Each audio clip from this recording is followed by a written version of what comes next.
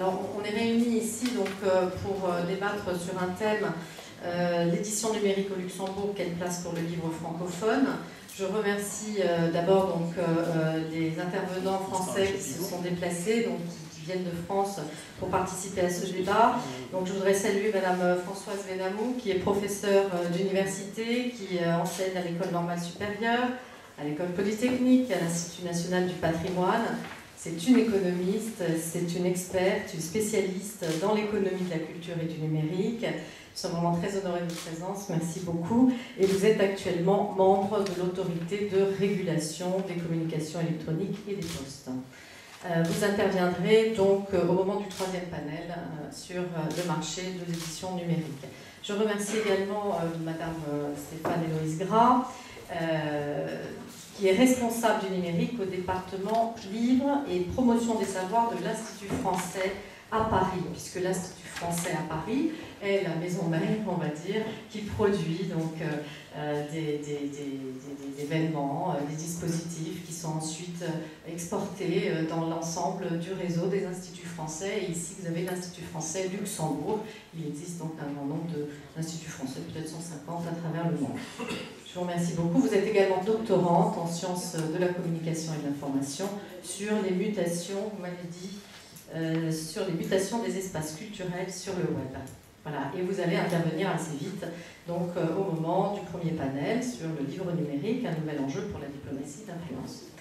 Monsieur Luc Pinas, qui est aussi professeur d'université, donc vous êtes vice-président de l'Alliance internationale des éditeurs indépendants, ancien élève de l'École normale supérieure de Saint-Cloud, docteur en sciences de la communication, directeur d'un master donc, sur la commercialisation du livre. Vous êtes un spécialiste, vous avez écrit un livre sur l'édition en langue dans l'espace francophone. Merci beaucoup d'être là. Également, alors par courtoisie, je commence par Madame Kiefer. Madame Kiefer qui est donc la directrice de la Bibliothèque nationale du Luxembourg. Je vous remercie beaucoup d'être là. Monsieur Bob Cripps, donc, qui est le premier conseiller du ministre, de Madame la ministre, Octavie Moderne, qui a fait donc, ce discours. Je vous remercie beaucoup. Je sais que vous avez un emploi du temps très chargé, donc nous sommes très honorés de votre présence. Et puis nous avons aussi Monsieur Ernster, qui est vice-président de la Chambre de commerce du Luxembourg et président de la Fédération luxembourgeoise des libraires. Voilà donc le panel de nos intervenants ce soir, tous spécialistes dans les différents domaines, donc et dans les trois panels, donc les différents domaines de la filière du livre. Alors, je voudrais commencer par rappeler qu'est-ce qu'un livre, parce que je sais qu'il y a beaucoup de jeunes ici, donc il m'a semblé qu'une définition du livre serait une bonne chose. Donc qu'est-ce qu'un livre? C'est d'abord un objet culturel par excellence. C'est une œuvre de l'esprit conçue par un auteur. Un livre est un document écrit, formant une unité et conçu comme tel, composé de pages en papier ou en carton, reliées les unes aux autres. Le livre audio est la version sonore du livre, et le livre numérique, une version virtuelle. Le terme livre numérique est celui qui est recommandé par le législateur français. On dit aussi livre électronique, c'est donc un livre qui est édité, diffusé en version numérique et disponible sous forme de fichier, qui peut être téléchargé, stocké et lu sur un écran. Là, vous avez une petite liseuse, telle que donc, la liseuse, l'ordinateur portable personnel ou une tablette tactile. Alors, je ne vais pas faire de long discours, et puis je voudrais vraiment saluer aussi, ils sont partis, les mots d'introduction de M. l'ambassadeur et de Mme la ministre, donc je ne voudrais pas être trop longue. Je voudrais simplement vous dire donc, ce qui nous intéresse aujourd'hui, c'est de parler de la place du livre francophone dans l'évolution de la filière numérique du livre. On a pris le parti de ne pas parler des auteurs, des auteurs et toute la question de la protection des droits d'auteur. C'est aussi un des sujets que l'on aurait pu aborder, mais on a préféré se limiter à la question de la filière donc, et de la chaîne éditeur-distributeur. Comme l'a dit Monsieur l'ambassadeur, la France est attachée au soutien, et le Luxembourg aussi, à la création littéraire et à la promotion de la diversité éditoriale. La France a mis en place, mais je ne vais pas déflorer le sujet de Mme Gras, mais a mis en place une politique publique d'intervention, de régulation du livre numérique, on le reverra aussi avec Mme Benamou. La table ronde de ce soir, donc, qui, comme vous constatez, réunit d'éminents enseignants-chercheurs et hauts responsables, devrait certainement, et c'est pour cela qu'on a organisé cette table ronde, modifier notre manière d'appréhender les changements brusques et radicaux qui accompagnent l'avènement de l'ère numérique. Ça pourrait aussi nous permettre de mettre un coup, ça nous permet aussi de mettre un coup de projecteur sur les acteurs d'un tout nouveau nouvel écosystème qui se met en place autour de la création littéraire numérique et de la diffusion de textes au format numérique.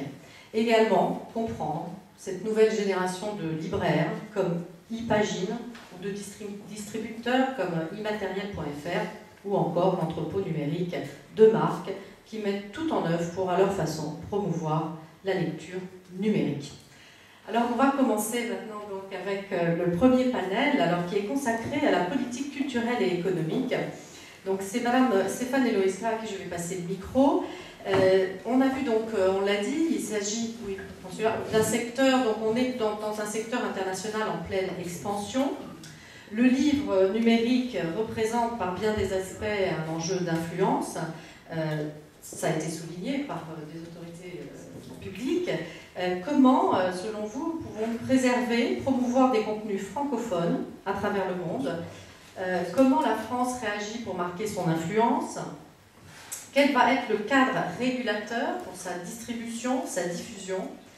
Comment préserver et promouvoir les contenus? Comment l'Institut français valorise l'expertise et la valeur ajoutée technologique française et européenne? Je vous passe la parole pour répondre à toutes ces questions.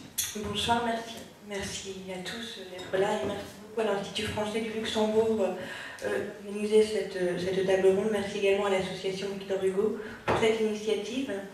Alors, comme vous l'avez rappelé, Corinne, le sujet livre numérique prend de plus en plus d'ampleur dans les débats et dans les échanges internationaux, notamment dans cette dimension qu'on appelle la coopération culturelle internationale.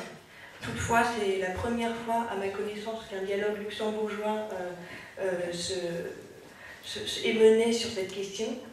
Et nous avons de nombreux points de rencontre, à commencer par la francophonie qui nous intéresse aujourd'hui.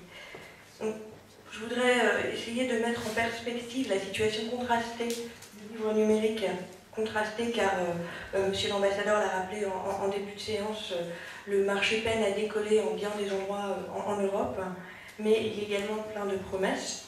Je souhaiterais mettre cette situation en perspective en regard d'une cartographie mondiale entre les régions du monde, l'Amérique du Nord, dans les pays émergents, en Europe, mais également dans les pays du Sud.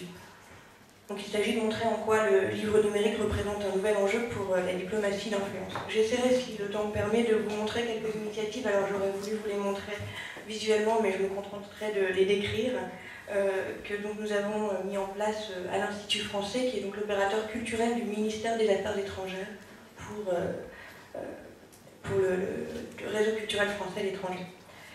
Alors, sur l'état des lieux de l'édition numérique et les politiques culturelles menées par la France et au sein de l'Europe, je passerai rapidement car les experts et économistes qui parleront après moi, je pense, le décriront mieux. En tout cas, force est de constater que le livre numérique peine à décoller en France comme dans le reste de l'Europe. Monsieur l'ambassadeur l'a rappelé au début de la séance. En France, en 2011, c'est moins de 2% du chiffre d'affaires de l'édition. Mais toutefois, les experts s'accordent à dire que les perspectives de croissance sont plutôt bonnes, avec des perspectives estimées à hauteur de 80% de croissance en 2013 jusqu'à 2015. Alors, la première question, c'est qui sont les lecteurs de livres numériques? Qui sont-ils, que lisent-ils et comment, en quoi cela peut représenter un vecteur d'influence? Comme le rappelait Jürgen Boss, qui est l'organisateur, le président pardon, du Salon du Livre de Francfort, une des plus grandes foires mondiales pour l'édition, il y a en Europe un fort attachement au papier qui est d'origine sociale, c'est-à-dire qu'on se définit en Europe par les livres qu'on possède dans sa bibliothèque.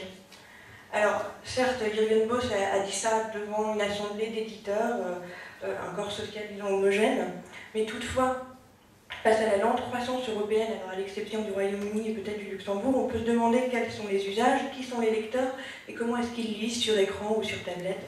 D'un point de vue politico-économique, quel est le cadre communautaire pour en réguler la vente et la distribution? C'est un vrai sujet aujourd'hui.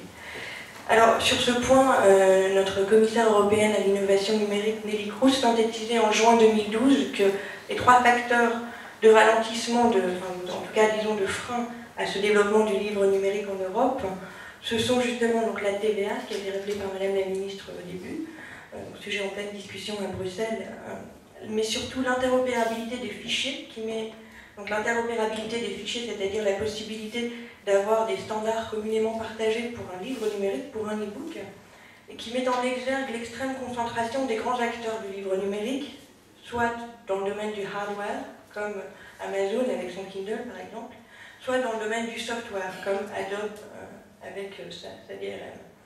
Et enfin, le troisième point de freinage, selon Nelly Cruz, qui sont les droits d'auteur. On peut également à ce niveau, à ce sujet, rappeler les divergences entre le droit d'auteur à la française contre le copyright anglo-saxon qui se retrouve dans les débats aujourd'hui au niveau des spécialistes autour du modèle d'agence nord-américaine. Alors, cet état des lieux contrasté fait apparaître des enjeux politico-économiques et les freins et également les perspectives autour de ce bien culturel. Comme le montrera, je pense, Françoise Benamou plus tard, le livre numérique soulève principalement des questions face au modèle économique traditionnel. Il met en scène des enjeux d'influence évidents.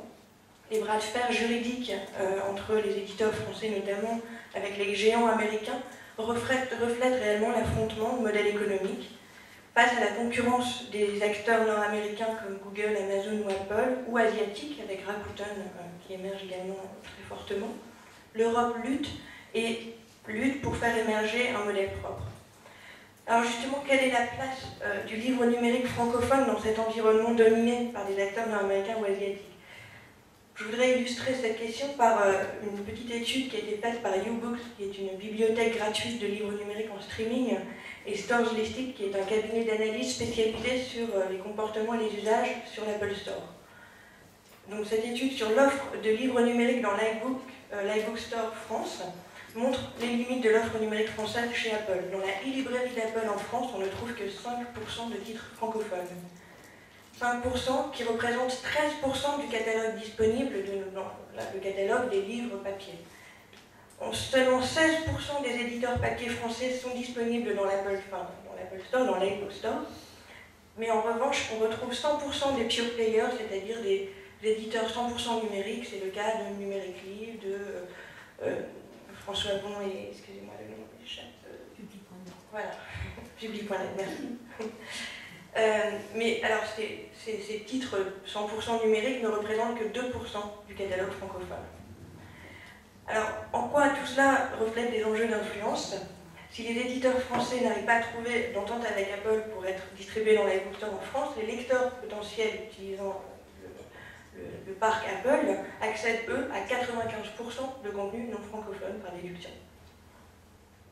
Alors, pour rappeler une définition de ce qu'on appelle l'influence en géopolitique, d'après la définition du journal officiel, la diplomatie d'influence signale la capacité d'un État ou d'un groupe d'États à rallier à ses vues un ou plusieurs autres États grâce à une influence prépondérante qu'il exerce dans divers domaines, grâce à son rayonnement ou au prestige qui lui est reconnu. Donc en ce sens, le livre numérique est un enjeu d'influence. Premièrement, car il renvoie immédiatement à une question de modèle économique, on l'a vu, de standards partagés et donc à une économie de la création. Deuxièmement, en tant que secteur émergent des industries culturelles, il représente un challenge technique et technologique dans lequel peuvent rayonner des savoir-faire français et européens dans le domaine de l'intégration, dans le domaine de l'animation, du graphisme et bien évidemment dans le domaine de la création intellectuelle. Il est un vecteur de valorisation de la langue française, du multilinguisme et donc de la diversité culturelle. Et je voudrais insister là-dessus, parce que sur les réseaux numériques, les contenus sont potentiellement multilingues. Le livre numérique représente donc une opportunité pour les contenus francophones et pour les contenus en langue vernaculaire. L'enjeu d'influence que représente l'e-book réside dans les perspectives qu'offrent les marchés à fort potentiel, là où l'édition papier n'est pas si puissante que dans les pays du Nord. Je pense que Luc Pignaz plus tard reviendra sur ce point. Dans les pays émergents, mais également dans les pays du Sud francophone. Un autre chiffre pour illustrer cela, en Chine, en janvier 2010, le gouvernement chinois a demandé à China Mobile, qui est donc le principal opérateur téléphonique chinois, de créer une e-librairie accessible sur téléphone portable. Aujourd'hui, cette librairie, elle génère un chiffre d'affaires de 17,4 millions d'euros à peu près mensuel. Ça représente 70 millions de lecteurs sur un parc de 1,4 milliard d'utilisateurs chinois équipés de téléphones portables. C'est particulièrement important pour lutter contre l'analphabétisme dans les régions reculées de Chine, c'était l'objectif du gouvernement chinois. Mais aujourd'hui, ces acteurs, China Mobile, cherchent à acquérir un catalogue international pour répondre à la demande des utilisateurs. Et donc je vous laisse méditer sur les enjeux commerciaux et culturels, bien entendu, que cela représente. Donc, pour rapidement parler de l'action de la France dans ce domaine, en tout cas du ministère des Affaires étrangères, nous avons à l'Institut français développé des outils et des programmes qui prennent en compte cette dimension d'influence du livre numérique. Alors, nous avons développé 2 plateformes. La première s'appelle CultureTech, culturetech.com, comme tech comme bibliothèque, T-H-E-Q-U-E. C'est la bibliothèque numérique de la culture française à destination du grand public, qui est accessible dans plus de 40 pays et qui est éditorialisée par des bibliothécaires. Elle donne accès à l'ensemble de l'offre française disponible en prêt numérique pour les adhérents des médiathèques françaises à l'étranger. Elle offre les contenus de nos partenaires institutionnels, donc des grands acteurs du monde culturel français, c'est-à-dire la BNF évidemment, l'INA, la Cité de la musique, etc., le Collège de France. Et les médiathèques françaises dans le monde, ça représente environ 400 000 inscrits, 4 millions de visiteurs. Donc on espère que le site a été lancé il y a une semaine, donc nous espérons beaucoup de succès. Un deuxième outil de valorisation du livre sur les réseaux numériques, c'est IFverso, donc il y a des petits dépliants devant. C'est une base de données sur le livre français en traduction, c'est-à-dire sur le livre français traduit vers plus de 70 langues étrangères. C'est aujourd'hui 80 000 notices de traduction référencées et c'est un réseau social de professionnels du livre pour pouvoir contacter un traducteur, savoir qui a les droits sur un livre, comment les acquérir, etc. etc. Donc, au-delà de ces outils numériques, nous avons également mis en place des programmes de rencontres et de mobilité d'experts, notamment en direction des pays du Sud francophone, puisque évidemment c'est un domaine d'action prioritaire pour le ministère des Affaires étrangères. Donc c'est le cas du projet Digital Africa que nous avons développé en 2011 jusqu'en 2013, partant du principe qu'en 2020, 80% des enfants de moins de 8 ans en Afrique apprendront à lire sur des écrans connectés ou sur un téléphone portable. Il semblait essentiel de cartographier, de repérer quels sont les acteurs du numérique africain, comment tout cela s'organise, etc. Donc nous avons organisé des rencontres du débat d'idées, du débat public, mais également des rencontres de spécialistes au moment du Salon du Livre de Francfort, mais également dans les grandes villes africaines, à Dakar, à Durban, à Johannesburg, etc. Et enfin, sur les programmes de mobilité d'experts, c'est en cours, donc, notamment avec la Chine, mais également avec le Canada. Et nous accueillerons une délégation d'éditeurs numériques chinois au Salon du Livre de Paris en 2013. Alors pour conclure, parce que je crois que j'étais un petit peu longue, aujourd'hui le livre numérique francophone semble être un enjeu avant tout en Europe sur les aspects, disons, de régulation économique et juridique. Mais il est également un enjeu immédiatement mondial avec des spécificités déclinées propres dans chaque région du monde. Et là, je renverrai à l'étude faite par Octavio Coulège pour l'Association internationale des éditeurs indépendants il y a 2 ans, qui a bien repéré les dynamiques spécifiques à chaque région pour l'édition numérique. En conclusion, je rappellerai que l'enjeu du livre numérique francophone est pour moi dans les technologies multilingues. Il va se passer pour le livre numérique la même chose que ce qui s'est passé pour le cinéma, pour le support DVD. La langue du device, du support de lecture, détermine largement le contenu du livre. Mais aujourd'hui, les technologies ne sont pas au point sur cette question. Il y a donc une véritable urgence à ce que le tissu public et privé européen collabore sur ce point, mais aussi pour faire émerger un espace, comme le souhaitait Nelly Cruz, un espace du livre européen, également pour notre influence française et européenne dans le monde. Merci.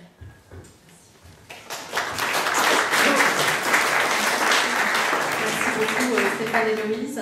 Il est vrai donc qu'il faut se rendre sur le site institutfrançais.org, hein, c'est le site de l'Institut français, .com, et voir tous les outils et dispositifs qui sont mis à disposition des instituts français donc, dans le monde. Malheureusement, nous n'avons plus de médiathèque depuis l'an passé, donc nous ne pouvons solliciter cette offre CultureTech. Quoique, je me souviens que l'an passé, j'en avais parlé donc, avec les responsables, et peut-être qu'on pourrait bénéficier bénéficier de l'offre Culture Tech, puisque notre portail internet Institut français de Luxembourg va bientôt, incessamment, ouvrir, donc avec la mise à disposition des dispositifs et des outils donc, qui sont préparés et offerts par l'Institut français. Merci beaucoup, hein, c'est un exposé très, très complet, très intéressant. Je voudrais aussi signaler, parce que tout à l'heure je ne l'ai pas fait, donc en fait cette table ronde est filmée, que nous espérons pouvoir publier les actes de la table ronde. C'est vraiment, voilà, enfin, je pense que ce serait vraiment très intéressant, compte tenu de l'originalité du débat, également parce que c'est franco-luxembourgeois, et puis aussi de la grande qualité des experts présents aujourd'hui. Nous allons aborder maintenant donc, les enjeux politiques au Luxembourg. Et je passe la parole donc à Bob Cripps, qui est le premier conseiller premier conseiller de gouvernement, je le rappelle. Donc, quelle est la politique luxembourgeoise face à cette révolution? Quels sont les principaux éléments du débat donc, qui concerne le livre numérique? Comment Luxembourg favorise l'accès pour tous au savoir et à la culture via le numérique? Merci. Merci de m'avoir invité. Et donc pour le Luxembourg est saisi par la révolution numérique, comme l'a dit notre ministre, comme tous les autres pays européens. Et parmi ceux, surtout les pays qui disposent de bandes passantes suffisantes et qui ont un parc d'appareils de lecture, donc un porte-tablette et de laptops et autres donc importants. Nous vivons peut-être en quelque sorte la fin de l'ère de Gutenberg, qui a quand même duré 600 ans. Je ne pense pas que ça va se terminer simplement, mais les progressions des chiffres sont quand même impressionnants. Et comme vient de dire Madame, c'est que ça crée encore des différences supplémentaires. Donc, déjà pour le Luxembourg, nous devons faire face à un défi supplémentaire inhérent à notre pays, c'est-à-dire nous avons 3 langues officielles, le français, le luxembourgeois et l'allemand. À cela s'ajoute l'anglais, à cause de la communauté anglophone importante, de plus en plus importante de notre pays, et des immigrés portugais qui s'expriment donc en langue maternelle souvent. Ce défi doit être repris par une bonne vingtaine d'éditeurs dans notre pays. Et à lui-même, il constitue déjà, si vous pouvez imaginer que dans notre pays, nous sommes un petit pays, que si on sort 1000 livres, 1000 exemplaires, on vend 1000 exemplaires d'un livre, c'est beaucoup. Je pense que même c'est une sorte de record ou de top. Enfin, pas encore, mais vous allez me corriger. Mais c'est quand même important, mais c'est pour vous donner une idée. Donc on ne parle pas de centaines de milliers de livres comme dans d'autres pays, ou de millions, comme dans le monde anglophone. Nous sommes donc quelque part cantonnés dans une économie très réduite, avec des acteurs qui ne sont pas pas très nombreux, et donc que nous essayons donc d'aider. Et ce n'est déjà difficile rien que sur ce qui est traditionnel. Donc ces derniers temps, nous vivons déjà dans l'ère pré-numérique où une globalisation importante qui donne de nouveaux défis pour le Luxembourg. C'est surtout la force de marketing des grandes maisons d'édition, l'éclosion d'un marché mondial globalisé, surtout donc l'avance anglophone qui est prise, aussi les fusions, donc comme la dernière fusion, donc une concentration de plus en plus importante, qui était donc la dernière en date, c'est celle de Bertelsmann, donc de Random House et de Penguin, qui constitue quand même encore une force impressionnante du côté anglophone, et évidemment les questions de distribution internationale dans laquelle aussi il y a eu des changements importants, et notamment également des opérateurs américains qui ont su, avec l'avantage d'un marché uniforme, conquérir et concevoir des stratégies pour la conquête des marchés mondiaux, et ce que nous subissons en plein fouet donc en Europe et évidemment également au petit Luxembourg.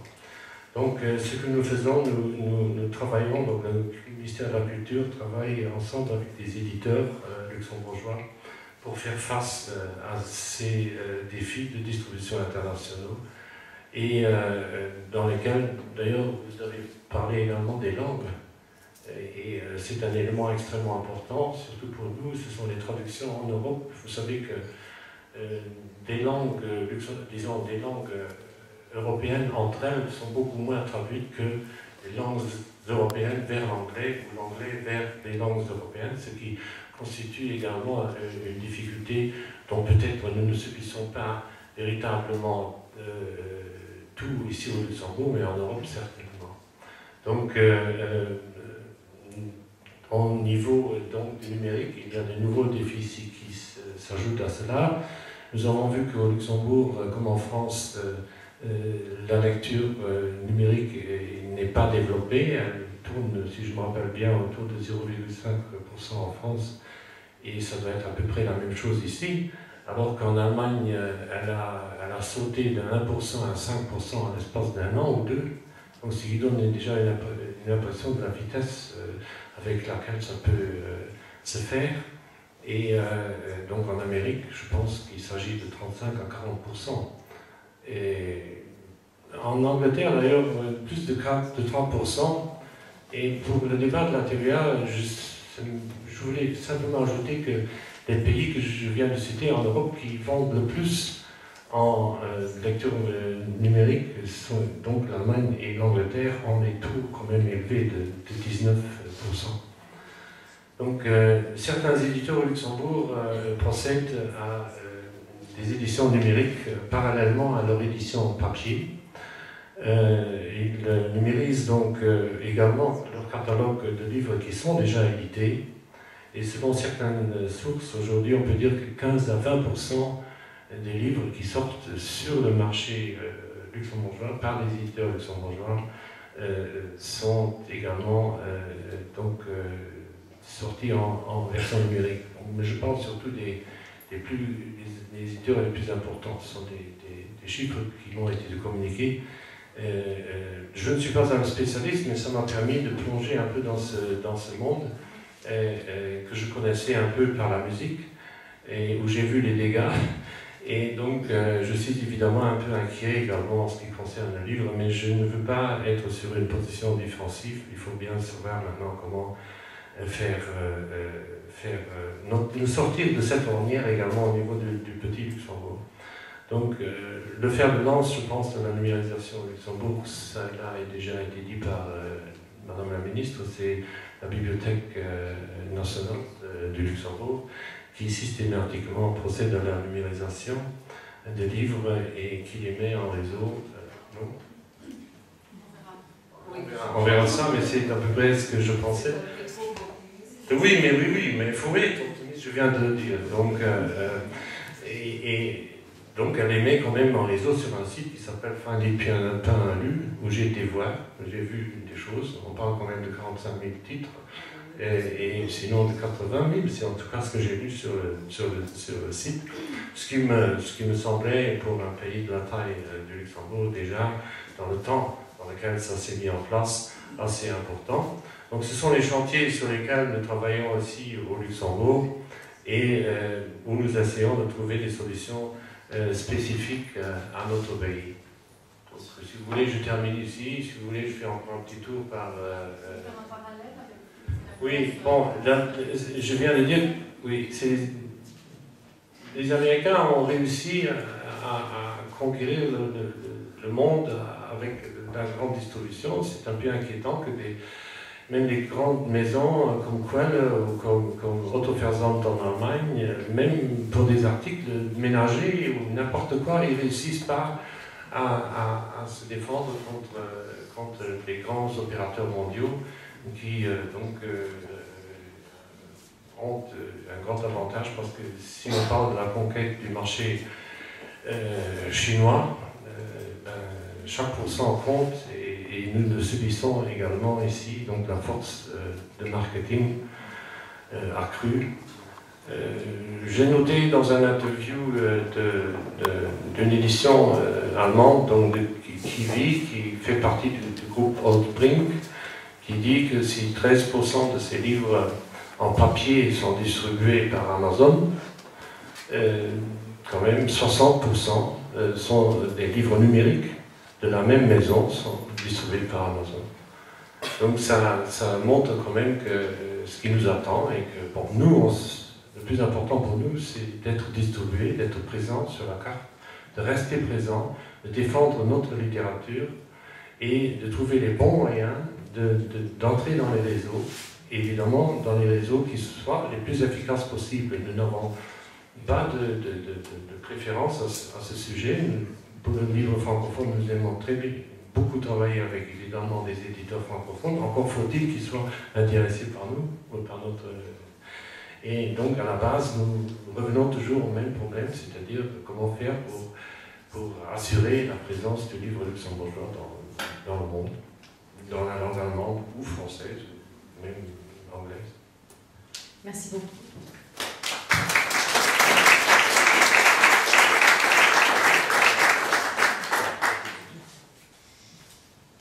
À l'issue de ce panel sur les politiques culturelles, on peut dire que la France et le Luxembourg ont pris la mesure des choses, la mesure donc, des défis du numérique, que se mettent en place des politiques publiques de soutien aux éditeurs, donc à la filière livre. Je voulais aussi préciser que les questions de la salle, en fait, on préfère les reporter à l'issue des 3 panels pour avoir une vision globale de l'ensemble des interventions. Et donc, on va passer plutôt au deuxième panel, dès à présent. Peut-être quelques indicateurs pour compléter. Effectivement, alors, l'édition européenne représente 24 milliards d'euros de chiffre d'affaires. C'est la première industrie culturelle. Et en France, le secteur du livre représente le premier secteur culturel, avec 52% de part de marché des biens culturels. Et le commerce électronique représente 13% des ventes de livres en France. Et c'est très modeste, oui, pour le marché du livre numérique, puisque c'est 20% des ventes. Et j'avais le chiffre de 20% aux États-Unis, moi. Si quelqu'un veut bien... Vous avez des plus que ça? 35 à 40, j'ai noté. Mais je pense qu'il y a... Oui, mais il y a... Moi, j'ai essayé de faire attention au nombre de livres vendus. Bon, si on parle du chiffre d'affaires, c'est autre chose. En chiffre d'affaires, l'Association américaine des éditeurs indique un chiffre d'affaires de l'ordre de 10%, mais c'est vrai que pour certaines maisons d'édition, on peut monter à 20 ou 30%, et sur certains segments, on peut monter même beaucoup plus, par exemple sur le segment du livre scientifique. Merci. Et il est vrai qu'Amazon, cette année, a annoncé avoir vendu plus de livres numériques que de livres papier aux États-Unis. Depuis mai 2011 déjà. C'est ce qu'ils disent. Oui. Ah bon. Alors, à présent, donc, merci beaucoup, monsieur le conseiller, merci pour toutes ces précisions. Votre contribution donc, nourrit le débat et je pense qu'avec les questions de la salle, on reviendra aussi sur les politiques publiques qui sont menées.